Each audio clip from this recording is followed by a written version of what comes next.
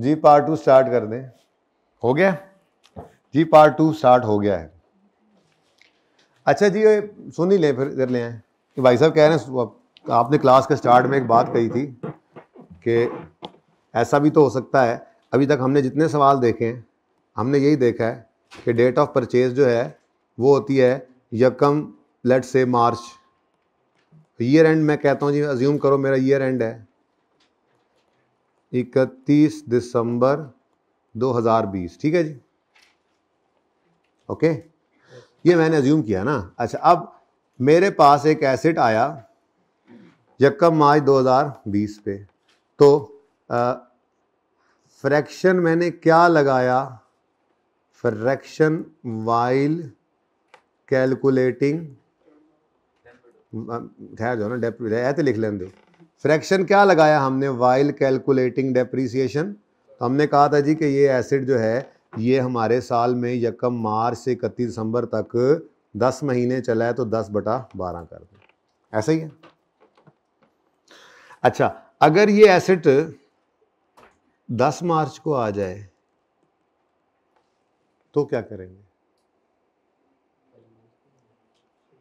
9 महीने तो पूरे हो गए, 10वें महीने का 67%।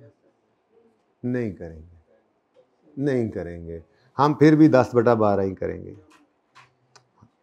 हाँ, पूरा महीना कर लेंगे। अच्छा चलो आगे बढ़ते हैं।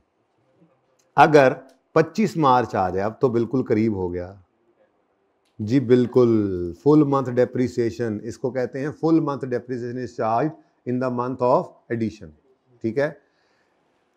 और तो और 31 मार्च 2020 आ जाए तब भी नहीं करेंगे, अब नहीं करेंगे, क्योंकि 31 मार्च 20 का को अल्टरनेटिवली अकाउंटिंग में यकम अप्रैल 2020 भी कहते हैं। ये इंटरचेंजेबली यूज हो जाता है, ठीक है। तो इसलिए 31 मार्च 20 का मतलब यकम अप्रैल 21 भी हो सकता है, तो सिर्फ 20 भी हो सकता है। तो सिर्फ इस एक आखिरी डेट को ये एग्जामिशन है कि 31 मार्च के एडिशन को हम यकम अप्रैल पे ले जाएंगे, वरना 30 मार्च भी होता तो भी हम 10/12 भी करते। बस इसको कहते हैं फुल मंथ डेप्रीसिएशन को चार्ज कर देना in the month of addition. तो full month depreciation is charged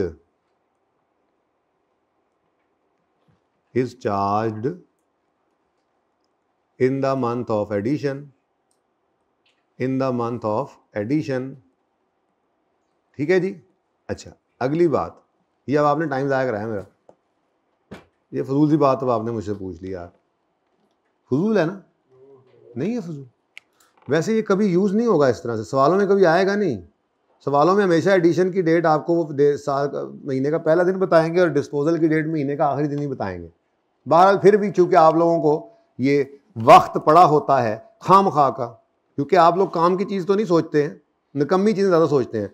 कोई बात नहीं, वक्त तो दूर करे ना आपका, ठीक है। अच्छा, अब ईयर एंड 2020 ही है, ठीक है, लेकिन अब मैं बात करने लगा हूं इस साल में हमने एक एसिड बेचा भी है, ठीक है जी। अब जो एसिड बेचा है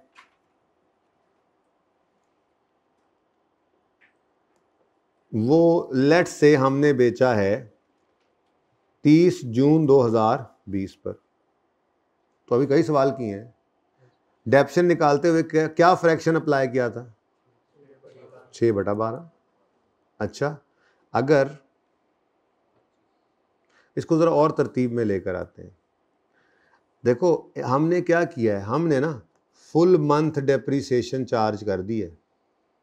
एक हमने ना पॉलिसी बनाई कि जब भी एसेट आएगा महीने की जिस मर्जी तारीख को आए, उसके आने वाले महीने में हम पूरे महीने की डेप्रीसिएशन चार्ज कर देंगे। मैं ज़रा यहाँ से सिखा के लाता हूँ, ठीक है ना जी।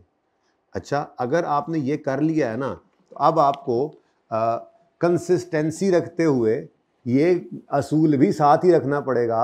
अगर आने वाले महीने में पूरा महीना डेप्रिशिएट किया था, जिस दिन मर्जी आया था, तो जाने वाले महीने में फिर पूरा महीना डेप्रिशिएट नहीं करेंगे, चाहे जिस दिन मर्जी जाए। मिसाल के तौर पे मैं कहता हूँ जी, मेरा एसिड जो है वो बिका है 5 जून को, 5 जून 2020 को मेरा एसिड बिक गया। तो बताओ कितने महीने डेप्रिशिएट करेंगे? जनवरी, फरवरी, मार्च, अप्रैल, मई। जून को नहीं करेंगे, क्योंकि पूरी बात फिर ये बनती है, अगर आपने ये बात की है ना, जो कि नॉर्मली है, अभी अकाउंटेंट्स इसी अप्रोच पे चलते हैं, इसको कहते हैं मंथ वाइज डेप्रिसिएशन निकालना, ठीक है ना। ईयर वाइज में नहीं जाना बिल्कुल भी, वो तो ऑब्सोलीट कॉन्सेप्ट है, टैक्स वाले करते थे। मंथली बेस पे आते हैं, डेली को बचा लेते हैं, कोई ज़्यादा काम नहीं करते, इतना फर्क नहीं पड़ता ना, इधर पूरा महीना एडिशन के वक्त ले लिया जाता है, पूरा महीना ना लिया, मैच हो जाता है, ठीक है ना। तो बहरहाल थोड़ा बहुत, क्योंकि डिडक्शन वैसे ही क्या है, एक एस्टिमेटेड फिगर है, तो थोड़ा बहुत तो अपनी आसानी के लिए हम ये काम कर ही सकते हैं ना, क्या दिन और घंटे और सेकंड और मिनट निकाल रहे हो, बट ठीक है, ठीक है।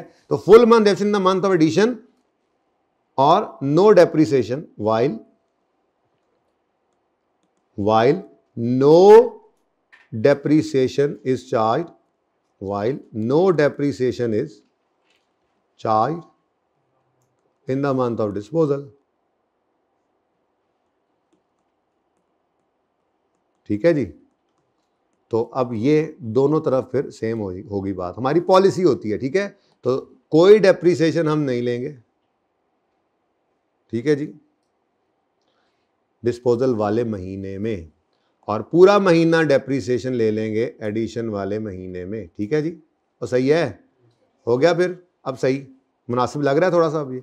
अच्छा, अब 5 जून 2020 को अगर एसिड बेचा है, तो हमने क्या असूल बनाया हुआ है, मंथली डेप्रिसिएशन वाला जो बंदा होगा उसकी पॉलिसी जो होगी वो क्या करेगा, फिर जून के महीने को नहीं लेगा, डेप्रिसिएशन उसको चार्ज करेगा सिर्फ 5 महीने की उस साल में, ठीक है, जिस साल में ये एसिड गया है। अच्छा, अगर कोई एसिड 15 जून को बिके तो 5/12, अगर कोई एसिड जो है वो 29 जून को बिके तो फिर भी 5/12, और अगर वो 30 जून को बिके तो, ये क्यों किया हमने, हाँ, क्योंकि 30 जून 12 का मतलब यकम जुलाई, सॉरी 30 जून 20 का मतलब यकम जुलाई 20 भी होता है, तो ये आखिरी महीना जब आ जाए, तो आखिरी दिन आ जाए महीने का, तो फिर इसको 6/12 कर देते हैं। लेकिन अगली बात भी ज़्यादा अहम क्या है, आपको डेट ऑफ परचेज नॉर्मली यही गिवन हुआ करेगी सवालों में, और डेट ऑफ सेल भी नॉर्मली यही गिवन होगी। मैंने आई कैप की कोई सवाल अब नहीं देखे जिनके अंदर ये डेट इस तरह से आगे पीछे की हो, अगर हो भी जाएगी तो ऐसे ही होगा 2 या 3 मार्च लिख देगा, तो फ़र्क नहीं पड़ता इतना, बहरहाल लिख भी दे तो अब आपको फ़र्क नहीं पड़ता। सवाल में नॉर्मली वो लिख भी देता है ये लफ्ज़, ये जुमला कि monthly depreciation charge, month wise depreciation charge, ना भी लिखे तो खामोशी केस में भी नॉर्मल अजम्पशन यही हुआ करती है, ठीक है। लेकिन पहली बात ये है, सवालों में डेट ऑफ एडिशन और डेट ऑफ डिस्पोजल जो है वो इन जगहों से हिलनी ही नहीं है, ज़्यादा टेंशन लेने की ज़रूरत फिर नहीं है। मतलब आप अपने मकसद में मुझे लगता है कामयाब होते हुए नज़र आ रहे हैं मुझे, कि हमने इसको हमने इसको रिड्यूसिंग बैलेंस वाला डिस्पोजल नहीं करवाने देना। कोई नहीं, अभी पढ़े हैं 25 मिनट, प्रैंक करके मेरे साथ मुझे कहते हो स्माइल।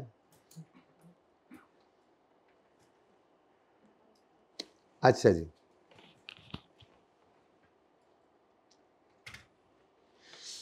अच्छा जी, अब तशरीफ़ लाएं ज़रा एक क्वेश्चन नंबर 25 पे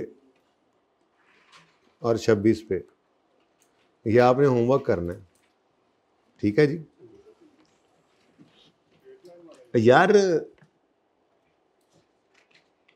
जर्नल एंट्री ऑफ डिस्पोजल ना सीख लें, क्या ख्याल है, वो रह जानी है, आती है जर्नल एंट्री, तो मैंने अभी तक कराई नहीं डिस्पोजल की, करवाता हूँ। ये देखें जी, आपने डिस्पोजल अकाउंट बनाए, ठीक है, डिस्पोजल अकाउंट बनाएं या जर्नल एंट्री करें, मकसद दोनों में ही गेन लॉस निकल आता है, ठीक है। अच्छा, अब जर्नल एंट्री क्या है, डिस्पोजल की जर्नल एंट्री क्या है भाई, कुछ भी नहीं है। आपको मैंने जो 4 स्टेप्स लिखवाए थे ना जी, डिस्पोजल के 4 स्टेप्स लिखवाए थे ना जी, असल में वो डिस्पोजल की जर्नल एंट्री ही थी, ठीक है। डिस्पोजल के अकाउंट में तो हम क्या करते हैं, जर्नल एंट्री का दूसरा इंपैक्ट फेंकते हैं, यानी अपने स्टेप का दूसरा इंपैक्ट फेंकते हैं, पर डिस्पोजल अकाउंट से भी ज़्यादा आसान काम क्या है, जर्नल एंट्री ऑफ डिस्पोजल, और वो आपको मैं सिखा चुका हूँ, बस मैंने नाम नहीं लिया था कि ये जर्नल एंट्री है, ठीक है। जो आपको 4 स्टेप्स लिखवाए थे ना, अब देखो जरा वो मैं परफॉर्म करता हूँ। ये सवाल आपने किया है जी, 23वां सवाल किया आपने। इस 23वें सवाल के अंदर ये डिस्पोजल 1 2 3 नजर आ रहे हैं। इन डिस्पोजल्स के लेजर की बजाय इनकी मैं क्या करने लगा हूं, जर्नल एंट्री। तो मैं इसको छुपा देता हूं फिलहाल, ठीक है जी। मकसद तो दोनों का एक ही है, सवाल में जो कहेगा वो कर देना। अगर वो कहे जर्नल एंट्री करो तो फिर लेजर का नंबर नहीं मिलेंगे, वो कहेगा अगर वो कहता है कि लेजर बनाओ तो फिर जर्नल एंट्री के नंबर नहीं मिलेंगे। अगर वो चुप है तो जो दिल करे वो करो, ठीक है। तो मैंने तो दोनों काम ही सिखाने हैं ना, जर्नल एंट्रीज भी मांग लेते हैं, और ज़्यादातर करेक्शन ऑफ एरर के टॉपिक में ये जर्नल एंट्री ही क्योंकि चल रही होती काम आती है, ठीक है। और कैश फ्लो वगैरह के टॉपिक्स के अंदर जैसे है वहाँ पे आपको नॉर्मली 1 मिनट इजाज़त रुकिएगा ज़रा, कैश फ्लो वगैरह के टॉपिक के अंदर आपको डिस्पोजल का लेजर चाहिए होता है, ठीक है। अब चले गए, मुझे ये बताएं ज़रा देख कर, ये हाइब्रिड बॉयज़ के अंदर एंड पे कौन बैठा हुआ है? असद है, वही अहमद है जिसको मैं असद कहता हूँ। इससे मोबाइल जो है ना आज इसका जमा करा देना सर शाहिद के पास, ठीक है। ये जो मोबाइल बैठ के एंड पे यूज़ कर रहे हैं ना, तो इसका मोबाइल जो है ना आज शाहिद साहब को जमा करा देना। मोबाइल कोई नहीं यूज़ कर सकता, अच्छा क्लास में, पता है ना। चलो कोई नहीं, पकड़े गए, क्या हो गया, इतने दूर से भी पकड़े जाते हैं बंदे, कोई बात नहीं, खैर है, पहली बार थोड़े ही है। अच्छा जी, हाँ बात ये कर रहा था मैं, जर्नल एंट्री ऑफ डिस्पोजल। तो जर्नल एंट्री ऑफ डिस्पोजल मेरे बच्चों को आती है। जो 4 स्टेप्स थे दरअसल वो जर्नल एंट्री ही थी डिस्पोजल की, तो उसको बस इस फॉर्म में लिखना सिखा देता हूँ, ठीक है जी। तो ये जनाब आपका पहला डिस्पोजल जो है, इसके स्टेप्स थे, ठीक है। स्टेप 1, हम एसेट अकाउंट में से जाने वाले एसेट की कॉस्ट को क्या करेंगे, क्रेडिट। तो क्रेडिट करेंगे हम एसेट अकाउंट को। एसेट का नाम क्या है, व्हीकल, तो व्हीकल ही लिख लो। अच्छा, अब 3 लाइनें छोड़ दी मैंने, मैक्सिमम 3 चीज़ें आ सकती हैं इस एंट्री के अंदर ऊपर डेबिट साइड पे, ठीक है। अच्छा, तो व्हीकल अकाउंट यानी एसेट अकाउंट में से जाने वाले एसेट की कॉस्ट क्या हो जाएगी, क्रेडिट। निकाल दी हमने, तो व्हीकल अकाउंट में से कॉस्ट क्रेडिट की, कितने से, 40 कर दूं ज़रा, 40,000 लिखा हुआ है तो सवाल में, लेकिन आपने 1000 में किया होगा। अब ये स्टेप 1 है, डिस्पोजल अकाउंट बन रहा था तो ये जर्नल एंट्री है, इसका दूसरा इम्पैक्ट डिस्पोजल को पड़ता था, लेकिन अभी तो डिस्पोजल अकाउंट नहीं बना रहे, तो बस ये जर्नल एंट्री हो गई। जैसे एसिड खरीदा तो एसिड डेबिट, दूसरा इम्पैक्ट कैश क्रेडिट, तो डबल एंट्री में तो दोनों ही आ रहे होते हैं, तो एसिड डेबिट कैश क्रेडिट बस, ठीक है। तो फिलहाल जो स्टेप्स थे वही जर्नल एंट्री बना रहे हैं, ठीक है ना। अगर आप डिस्पोजल लिख भी लेना तो अल्टीमेटली वो डिस्पोजल कैंसिल हो जाएगा, बचना इसी ने, इसलिए छोड़ो इस बात को, जो स्टेप्स थे वही जर्नल एंट्री में कन्वर्ट करो बस, ठीक है। तो एसेट अकाउंट को क्रेडिट किया जाने वाले एसेट की कॉस्ट से। स्टेप 2, अक्यूमुलेटेड डेबिशन अकाउंट को डेबिट किया जाने वाले एसेट की अक्यूमुलेटेड। अब ये वाली फिगर हमें वर्किंग में निकालना पड़ती है, तो ये वर्किंग 2 चलो सवाल में हुई पड़ी है, इसको यूज़ कर लेते हैं। ये जो पहला एसेट है इसकी एक्यूमुलेशन कितनी आ रही है जी, 10.5, तो वर्किंग 2 ये आपको करना पड़ेगा, ठीक है। तो 10.2 है, और बोलो 10.5, चलो। अच्छा, अब ये सवाल ज़रा जाकर देखते हैं, स्टेप 3 क्या है, स्टेप 3 क्या है, एसेट बिके तो कैश, कैश रिकॉर्ड करना है ना, तो एसेट बिकेगा तो कैश आएगा, तो कैश अकाउंट डेबिट। लेकिन अब ये कैश कितना है ये हमें सवाल से मिला करेगा, तो मैं आया 23 क्वेश्चन में, और यहाँ पे मैंने आकर देखा तो सेल प्रोसीड्स क्या आ रही हैं, 2.3, तो कैश अकाउंट डेबिट हो गया 2.3 से। अब ये जर्नल एंट्री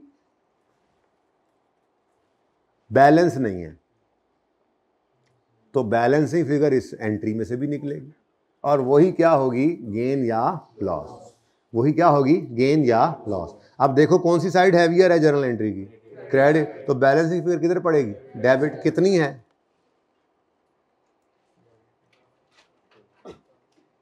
जल्दी निकालो, कैलकुलेटर काट लो, पाइन उंगली लग जानी है जी। 27.2 या 3। अब ये बैलेंसिंग फिगर कहाँ जाएगी, P&L में। अब ये तो ज़्यादा आसान है कि एंट्री देखकर ही फौरन पता लग गया, ओह P&L डेबिट ये क्या है, लॉस, ये क्या है। अब यही काम आपको डिस्पोजल अकाउंट ने भी करके दिया था, 27.2 का ही इसने लॉस निकाल के दिया हुआ, तो या लेजर बनाएं या जर्नल एंट्री करें। वैसे तो सवाल जो कहे वो करें, सवाल ने कुछ नहीं कहा तो आप मर्जी करें। बात समझ आई? ठीक है, तो ये जनाब आपकी डिस्पोजल की जर्नल एंट्री है। ठीक है, चलें दूसरे डिस्पोजल की जर्नल एंट्री जल्दी से करें, जल्दी करें।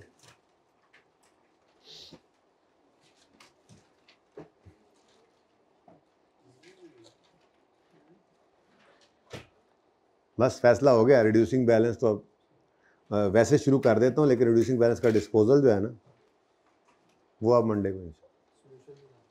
सोल्यूशन अपना देख लो ना, अकाउंट सवाल किया नहीं हुआ, नहीं किया था सवाल, उसी पे जाके करो।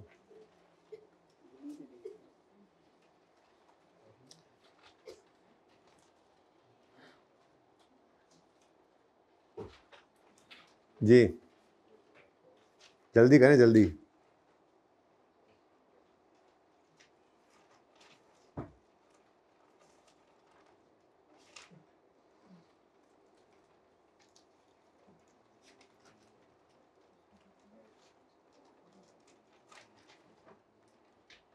आमिर भाई आप पार्ट 2 शुरू कराए बगैर चले गए और एजाज ने भी शुरू नहीं कराया। पता है आपको 1 घंटे 15 मिनट का पहला पार्ट हुआ है।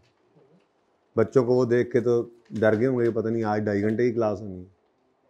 चलो शुक्र है पार्ट 2 भी साथ ही था। फिर क्यों आप बगैर पार्ट 2 शुरू कराए गए? अब गए थे तो उसको क्यों नहीं बता के गए? अब कौन इसका जिम्मेदार है? अहमद, अहमद जिम्मेदार है, क्योंकि वो मोबाइल यूज़ कर रहा था। असरात होते हैं ना।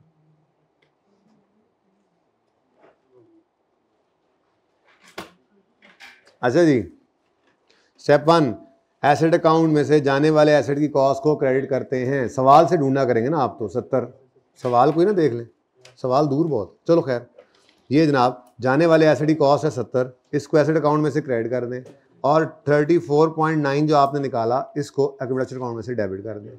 और स्टेप 3 में कैश जो है 4.7 इसको, तो ये फिगर्स मैंने यहाँ से देख ली। ठीक है, तो एसेट अकाउंट को क्रेडिट करें जाने वाले एसेट की कॉस्ट से।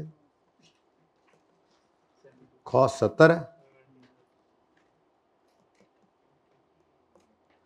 फिर एक्यूमुलेटेड डेप्रिसिएशन इसकी कैलकुलेट करें। 4.7 की थी ना, हैं?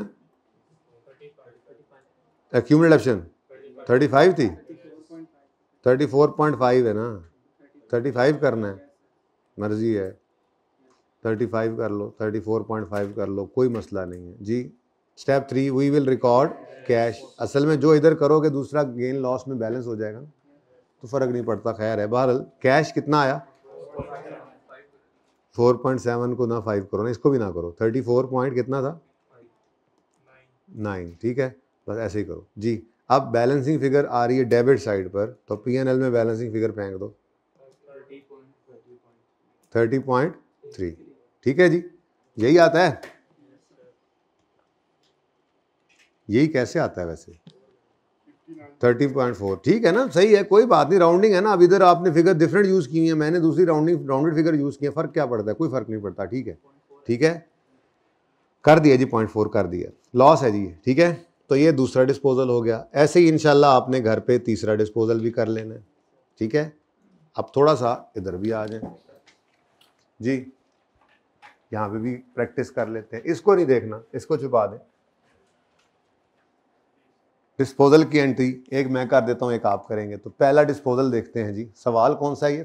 24। मैं क्या, चलो थोड़ा टाइम है, ज़रा यही सीख लेने हैं।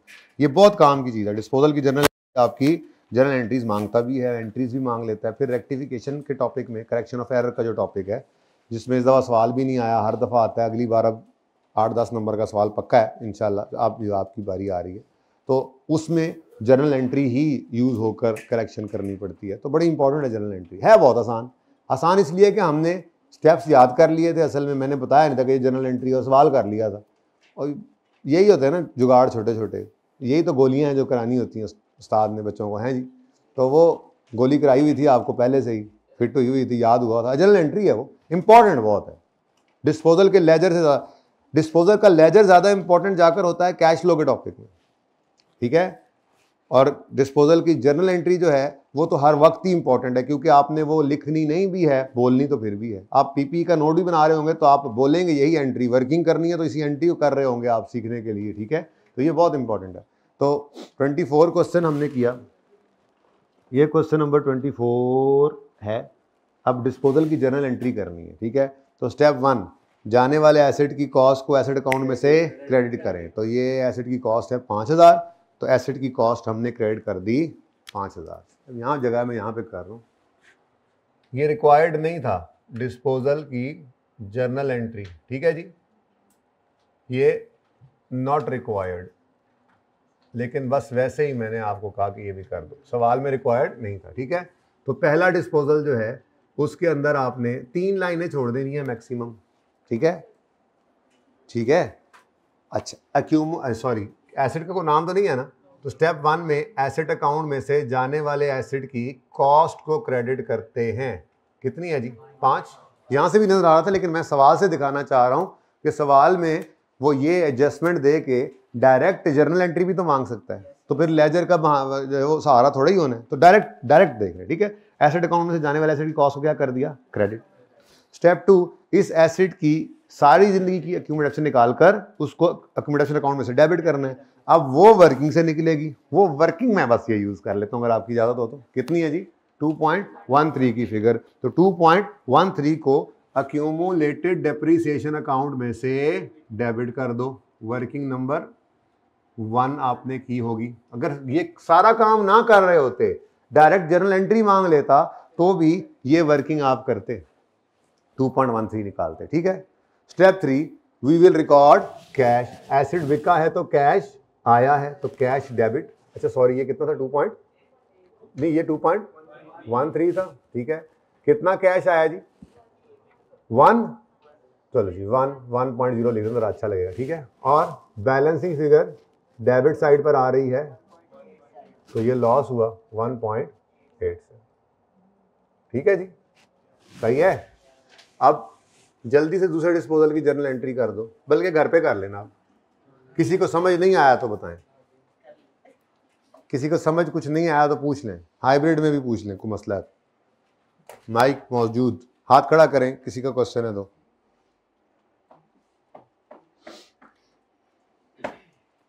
ठीक है, चलें आगे। चलो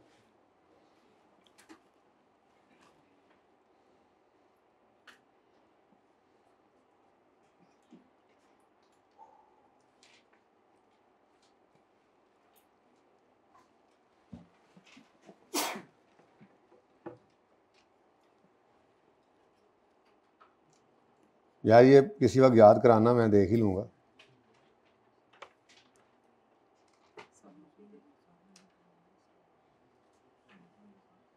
कि ये है या नहीं है। किताब में नहीं है ना, देखा आपने? तो आउटपुट तो है ना, वो तो मैंने भी कहा है, वो तो कराना भी है। तो सारे पेज देख लो ना, देख लो तुम। नहीं है, कल बताओ फिर आके हमें, ठीक है। कल का मतलब बेटा नेक्स्ट वर्किंग डे होता है। इतने तुम मस्खरे, कल तो छुट्टी है, ये मुझे कल बता देगा पर्सनली, मैं आपको परसों बता दूंगा। किसने कहा कल तो छुट्टी? दादा मैं आपको परसों बता दूंगा, टेंशन ना लो, ठीक है। अच्छा, तुमने कल ही बताना है मुझे, ठीक है। बाकी सब भी उनको ये दावत दी जाती है कि वो भी ये काम कर सकते हैं। अल्लाह माफ़ करे, कभी हलाल करके खा लिया करो। अम्मा अब्बा ने बड़ी कुर्बानी नाल भेजा तुहानू, ठीक है बेटा। तो आप लोगों ने करना सिर्फ ये है कि डाउनलोड तो कर ही ली होगी आईके की वेबसाइट से, आईके की स्टडी टेक्स्ट, तो बस उसको एक नज़र इस चैप्टर को ज़रा देख लेना है। कहीं पे सम ऑफ ईयर्स डिजिट, पहले लफ्ज़ से आखिरी लफ्ज़ तक, चैप्टर जहाँ से शुरू हो रहा है और जहाँ पे एंड होकर अगला चैप्टर शुरू हो रहा है, आपने समझना कोई नहीं है, आपने बस स्कैन करना है उसको। सम ऑफ ईयर डिजिट मेथड तो कहीं नज़र नहीं आ रहा, अगर आए तो मुझे बता देना, मैं करा दूंगा, ना आए तो फिर मुझे कहना रहने दो, ठीक है। अच्छा जी, मैंने ज़रा जगह बनाई असल में रिड्यूसिंग बैलेंस मेथड के लिए, मैं एक दो बातें लिखना चाह रहा था। तो सबसे पहली बात रिड्यूसिंग बैलेंस मेथड की क्या है कि आपको इस मेथड में रेट लाजमी चाहिए, सिर्फ लाइफ से काम नहीं चलेगा, ठीक है, क्योंकि अगर आप कॉस्ट को लाइफ से डिवाइड करें तो ये तो बराबर वाली डेप्रिसिएशन होती है, ठीक है।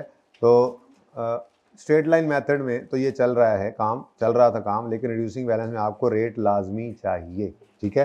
तो पहली बात, rate is necessary,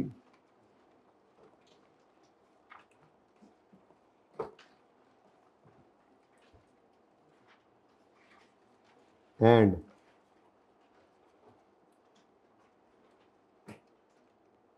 is calculated, and if not given, and बल्कि if not given क्या, वैसे बता देना, and calculated by using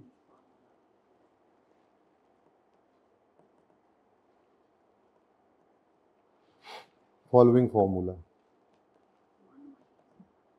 अच्छा, वैसे ना स्ट्रेट लाइन के अंदर भी ये काम हो सकता है, आपने इंट्रो में पढ़ा हुआ है, ठीक है, लेकिन मैं उस तरफ लेकर ही नहीं गया आपको कि यार वो वाला काम सीधा ही रखें बस, क्योंकि अगर उसके अंदर भी आप वो फार्मूला भी निकालें तो उसमें भी फिर रेजिडुअल वैल्यू को आप फार्मूला में चूँकि फिट कर देते हैं तो फिर कॉस्ट माइनस रेजिडुअल वैल्यू वहाँ पर भी फिर नहीं करनी होती। लेकिन छोड़ें इस बात को, बस आप अलग अलग ज़रा दूर दूर रहें ताकि दोनों मेथड्स मिक्स ना हो, इसलिए ऐसे चलता हूँ मैं, ठीक है। रेट इज़ नेसेसरी, और अगर गिवन ना हो तो फिर ये फार्मूला लगेगा रेट का, rate 1 minus nth root S/C, ठीक है जी। बातें करी जा रहा है एक बच्चा गैरतमंद। अब रेट है, ये पॉइंट में डेसिमल में आएगा, ठीक है। अगर आपने इसको परसेंटेज में लेना है तो इनटू 100 कर दे, ठीक है जी। दूसरी बात, फिर इस मेथड की खसूसियात में क्या है कि आपने रेजिडुअल वैल्यू को फिर इग्नोर करना है। रेजिडुअल वैल्यू इज इग्नोर्ड कब? रेट निकालते हुए ना रेट निकालते हुए तो ले लिया ना, बल्कि यूं, ठहरो एक मिनट यार, एक काम करते हैं यार, ये आउटपुट मेथड को विचकार ले आओ, इसको इधर ले आओ, इधर गपशप लगाते हैं ज़रा खुली डुली, हैं जी। जी मैं वो लिखने लगा हूँ भाई, जी मैं वही लिखने लगा हूँ, मैं इसीलिए इसको इधर ले आया हूँ भाई, सब्र कर जाओ एक मिनट।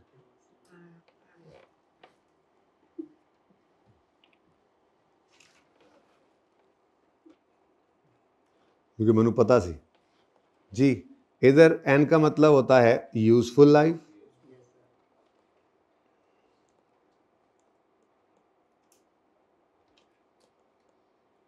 एस का मतलब है स्क्रैप वैल्यू, या इसी को आप रेजिडुअल वैल्यू भी कहा करते हैं, एक ही बात है।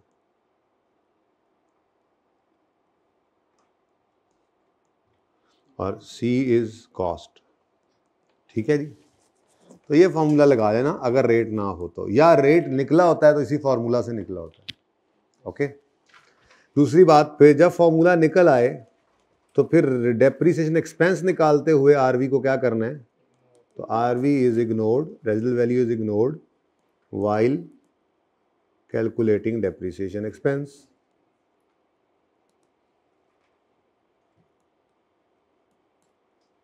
ठीक है जी। लेकिन ये किसकी बात हो रही है? रिड्यूसिंग बैलेंस मेथड की। स्ट्रेट लाइन में तो उसको माइनस करते थे ना, ठीक है। तीसरी बात, डेप्रिसिएशन रेट जो है वो हमेशा किस पर अप्लाई होता है इस मेथड में? इज अप्लाइड टू कॉस्ट, लिख देता हूँ, cost in first year and book values in subsequent years, ठीक है जी। असल में सिर्फ ये भी लिख सकते हैं हम कि रेट ने लगना है बुक वैल्यू पर। पहले साल में तो बुक वैल्यू क्या होती है? कॉस्ट ही होती है, इसलिए ये बात, सिर्फ ये बात भी लिख के काम चला सकते। तो ये तीन बातें काफ़ी हैं जी फिलहाल। इसको सामने रखते हुए एक क्वेश्चन कराता हूँ, फिर छुट्टी, ठीक है। होमवर्क यार आज कोई नहीं निकला खास, है ना, मैं कर लेता हूँ कुछ ना कुछ। Question number 6, question number 7, question number 8, question number 9, ये अब ये ना कहना इतने क्वेश्चंस, ये हर सवाल 2-2 मिनट का है, पता ही है आपको, छोटे छोटे सवाल हैं, सिर्फ डेप्शन एक्सपेंस निकालना है, ठीक है। अच्छा जी, इसका सोल्यूशन आपको सुबह आ जाएगा इंशाल्लाह। वो मैं जा रहा हूँ आगे, फिलहाल तो सिर्फ ये छोटे सवाल हैं, ठहर जाओ ना, खड़ खड़ करी जा रहे हो। एक सवाल मैंने आपको अभी कराना है छोटा सा, उस जैसे ही ये सारे हैं।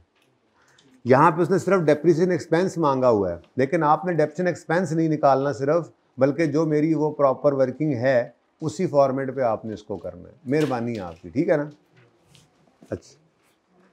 अच्छा जी, ये पहले छोटे छोटे सवाल थे, लब खड़ाड़ खड़ाड़ खड़ाड़ करी जा रहे हो भाई। पहले सफ़े के ऊपर 5 सवाल कर लिए थे ना, 6 में से 12वें तक अब कर लेना, ठीक है। वो चुन्ने चुन्ने सवालियाँ हैं, सवालियाँ 9 तक हैं आपके पास, तो किताब आज ले लेना ना, ठीक है जी। तो आप 9 तक ही कर लेना, तो और कम हो गया यार। क्या? नहीं नहीं, किताब आएगी तो घर पे कर लेना जब आ जाएगी, कोई इतना ज़रूरी नहीं है। 13 हो गया है, 14, 15, 16 हो गया है, 17 ये वैसे ही फजूल सवाल एक रखा हुआ है मैंने, मतलब किसी वजह से रखा हुआ है, करवाऊंगा जब ज़रूरत पड़ेगी, जब एसेट अकाउंट बुक वैल्यू पे बनाऊंगा ना तो फिर समझाऊंगा इस सवाल से कुछ। अच्छा, 19 आपको होमवर्क में दिया था, हो गया था। 20 मैंने करवा दिया, 21 मैंने करवा दिया आपको, मैंने करवाया आज।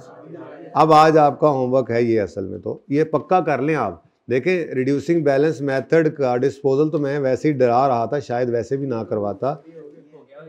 हाँ अच्छा ठीक है, ठीक है, हो गया तो आगे डिस्पोजल है ना उधर। सुने, असल में तो मैं यही चाह रहा था आपको, ये भी हो गया 23वां भी। असल में तो मैं ये चाह रहा था कि बस सिंपल अकाउंट बन जाते, तो उसमें थोड़ा सा हम पीछे रह गए, यानी कि रिड्यूसिंग बैलेंस वाला लेजर वगैरह नहीं बना। तो मैं आपको रिड्यूसिंग बैलेंस रिवाइज करा चुका हूँ, वो तो इंट्रो की रिवीजन है ना, तो वो सवाल आपके होमवर्क में दे सकता हूँ, कोई मुजायका नहीं है। हाँ करवाऊंगा सही, कल पहले मैं उनमें से एक सवाल करवाऊंगा, 2-3 का सोल्यूशन दूंगा, फिर उसके डिस्पोजल पे जाऊंगा। लेकिन आप वो सवाल कर सकते हैं, वो इंट्रो है ना, जिनसे नहीं होगा कोई मसला नहीं, उनके लिए मंडे को मैं हूँ, दोबारा आऊँगा। वो बस मैं एक सवाल जो नहीं करवा सका, वो मुझे दुख रहेगा। आप लोगों ने जो है ना सक्सेसफुली मुझे जो है वहाँ से पसपा कर लिया है, तो कोई बात नहीं। 23 इज़ डन एंड डस्टेड। ठहर जो, पहुँचने दे दो। 24 ओके। अच्छा, अब ये 25 और 6 मैंने होमवर्क में देना था, अब नहीं दे सकता। अब मैं दूंगा आपको होमवर्क में 25 अब कराने लगा हूँ ना, यहीं पे करवाता हूँ। 26, 27, 28 आगे देखने दो मुझे, देखने दो मुझे, कोई डिस्पोजल नहीं है। 29 आगे जिनके होमवर्क सोल्यूशन आने वो तो अखीर हो जानी है। 30 डिस्पोजल जहाँ तक नहीं है वहाँ तक करने हैं। 31 चुप। 32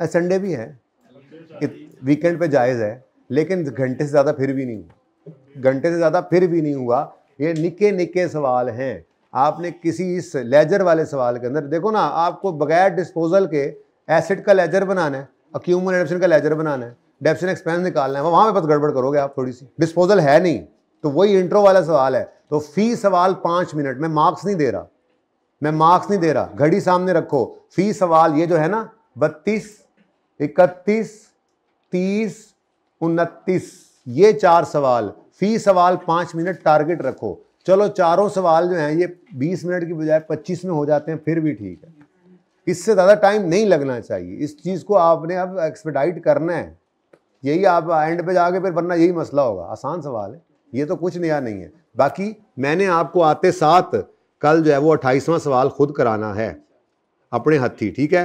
29, 30, 31, 32 का आपको सोल्यूशन मिलेगा, 28वां मैं कराऊंगा, 27वां भी मैं पहले कराऊंगा, लेकिन 26वां जो है वो भी मैं करवा दूंगा, पर पहले 25 अभी कर लें, बस फिर जाएं, ठीक है।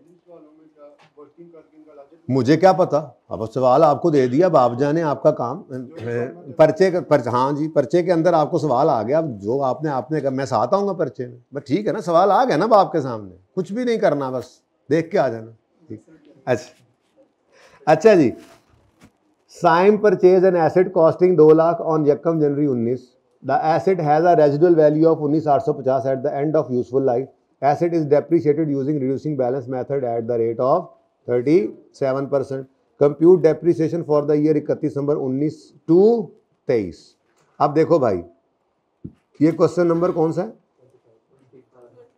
क्वेश्चन 25 शुरू हो गया जी, लेकिन मेरा फॉर्मेट तो फिर भी वही चल रहा है, डेट, डिस्क्रिप्शन, और मतलब ये फॉर्मेट आपकी मिसकंसेप्शन तो जरूर किसी जमाने में रही होगी कि ये फॉर्मेट रिड्यूसिंग बैलेंस वाले एसेट, रिड्यूसिंग बैलेंस डिडक्शन के लिए यूज होता है। वो मैंने मिसकंसेप्शन पहले ही आपकी किल कर दी हुई है। मैं तो स्ट्रेट लाइन में यही मेथड, ये फॉर्मेट लेकर चला था। तो फॉर्मेट तो ये फॉर्मेट है एसेट की बुक वैल्यू पर शो करने की वर्किंग। डेप्रिसिएशन तो बीच में यहां बस जहां पे डेप्रिसिएशन लिखा होता है वहां पे मेथड है, ठीक है। तो मैं उसी फॉर्मेट के ऊपर ये वाला भी कर, कल मैं आपको जब ये कराऊंगा ना 29वां, ये क्या 27वां सवाल, तो ये मैं बोर्ड के ऊपर करूंगा और मैं दोनों मेथड्स को आमने सामने रखूंगा, आपके सामने रखूंगा, ताकि और पक्का हो जाए एक दफा, ठीक है। फिर एक सादा सवाल करा के बाकी सवाल तो आपके पास हुए पड़े होंगे। फिर हम कल इंशाल्लाह, यानी कल का मतलब मंडे है, ठीक है, हम रिड्यूसिंग बैलेंस का डिस्पोजल कर लेंगे, वो खत्म हो जाएगा मंडे को। फिर ट्यूसडे को उसकी थोड़ी सी प्रैक्टिस करके फिर हम एक्सचेंज ऑफ एसिड पे या जहां पे भी जाना होगा आगे चल पड़ेंगे, चेंज इन एस्टीमेट पे जो भी है, वो मंडे को ये दोनों काम होंगे इंशाल्लाह, ठीक है। अच्छा, तो अब हमने डेट लिखी जी 1 जनवरी 2019 और एसिड की कॉस्ट है 2 लाख, ठीक है। तो कॉस्ट आ गई जनाब 2 लाख, 200 कर लो। अब डेप्रीसिएशन निकालनी है, मेथड है रिड्यूसिंग बैलेंस, तो फिर रेजिडुअल वैल्यू को इग्नोर करें व्हाइल कैलकुलेटिंग डेप्रिसिएशन। हाँ, अगर रेट निकालना पड़ता तो फिर वो फॉर्मूला में शायद आप चेक करोगे तो रेट यही निकलेगा फॉर्मूला से, ठीक है। लेकिन जब रेट गिवन है ना, तो फिर मैं पागल नहीं, मैं फॉर्मूला लगा के दोबारा निकालूंगा, ठीक ही निकला होगा। ओके, चलें आगे। तो 37% लग गया 200 पर जी। आंसर बताओ जी, 74। अच्छा, अब बुक वैल्यू 126। अच्छा, अब ये डेप्रिसिएशन है 19 वाले साल की और ये 31 दिसंबर 19 की बुक वैल्यू आ गई। अब जब अगले साल डेप्रिसिएशन आएगी तो ये रिड्यूसिंग बैलेंस मेथड है, बुक वैल्यू को पकड़ोगे और 37% लगाओगे, ये रिड्यूसिंग बैलेंस मेथड। आगे आंसर 47 राउंड कर रहा है भाई, करने दो इसको, ठीक है जी। 79 बुक वैल्यू आ गई, ठीक है जी। अब ये 31 दिसंबर 20 की डेप्रिसिएशन है और बुक वैल्यू आ गई। अब आखिरी साल तो नहीं है, खैर अभी एक और साल आगे गए तो अब 79 पर जी 29.2 है ना, 29.2 है तो 29 हो जाएगा ना जी। बुक वैल्यू जी, हाँ दोगी कसम से, सामने नजर आ रहा है जी। यही तो गलतियां होती हैं, ये गलती होती है कि आप ऊपर लिखा हुआ 79 और 29 और आंसर नीचे लिख रहे हो 49, हद हो गई बेटा। नहीं, आपने ये जो लिखा है ना, तो इसको राउंड करके 29 लिख दिया ना, बस ठीक है। अब आपने 79 में से 29 माइनस करना है, जो आपका कैलकुलेटर भाईजान, आपका कैलकुलेटर साथ अटैच होके नहीं पेपर में जाता, आपके पर्चे के ऊपर ये लिखा हुआ ना, तो बस ठीक। अच्छा चलें जी, बस कहानी खत्म। अब आप देखिएगा, ये डेप्रिसिएशन हर साल कम हो रही है, यही तो रिड्यूसिंग बैलेंस की खसूसियत है, ठीक है।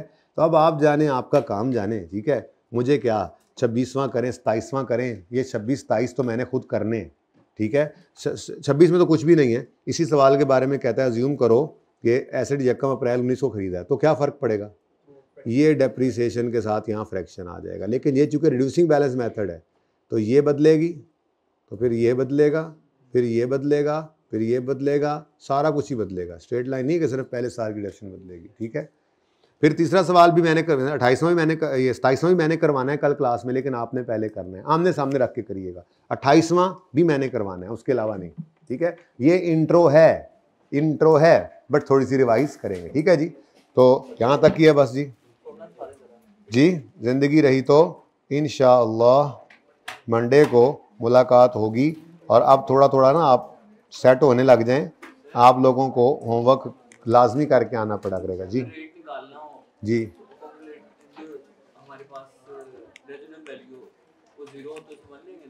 जी, वो भाई जो रेट वाला फार्मूला है रिड्यूसिंग बैलेंस मेथड का जो रेट का फॉर्मूला है उसमें भाई कह रहे हैं अगर रेजुअल वैल्यू सवाल में गिवन ना हो, ये आपने नहीं बोला वैसे मैं तो बोल रहा हूँ, सवाल में गिवन ना हो या ज़ीरो हो, गिवन ज़ीरो हो तो हमने उसको 1 लेना है, नहीं तो फिर फॉर्मूला आपको मैथ एरर दे देगा, कैलकुलेटर फॉर्मूला नहीं चलता, ठीक है।